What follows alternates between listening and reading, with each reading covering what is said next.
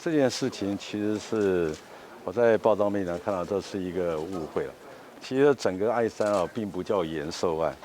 它本身呢，就是一个在建案之初啊，就将我们后面整体后勤未来的10年、20年，整体的一些相关的一些定根件啊，要必须技术服务必须更换的，都已经纳入我们的建案文件里面。所以说我们也是按照既定的程序。那当然，我们整个在建军还有后续我们一些作业维持或军头啊，其实都是有一些完整的一些规范。但这件事情啊，报章媒体出来以后，其实我们在之前呢，我们也做了深刻检讨。事实上这在程序上有未臻周延的部分，那我们也会检讨来力求精进，但绝对不是像报章杂志讲的说是。是说乌龙居共案，或者说没有跟美方讲好，其他所有的联系，还有所有的作业的程序，这些都是没有问题的。只是说刚刚讲有些程序必须要经过所谓的一些上级单位做核定的，但这个程序忽略。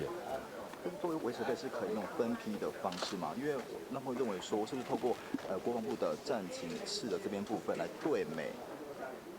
其实我们在预算规划里面啊，其实本身就是个5年规划的期程，不管是我们的军事投资或作业维持，并不是说没有办法说逐年来编列，而是在规范里面是应该要有个新增的工作计划书，经过国防部我们同意以后，会将你每年概估的预算需求放到我们的5年施政的一些作为费里面来去做未来我们不管说是预算的一些增负啊，或者我们是在预算做一些调节，把我们主要优先的部分能够透过军事投资或作业维持能够符合到我们的所需要的采购的一个项量。谢谢。因为霍众议员他下个要那个防止台湾遭侵略法案，如果中共反台的话，这个法案将授权美国总统。这是因为是国外的一些事务了，其实我们不予评论。那但是我们知道，反正是对我们就是印太地区的安全稳定或台海这边的一些和平的话，所有的任何的一个法案，我们其实都是支持。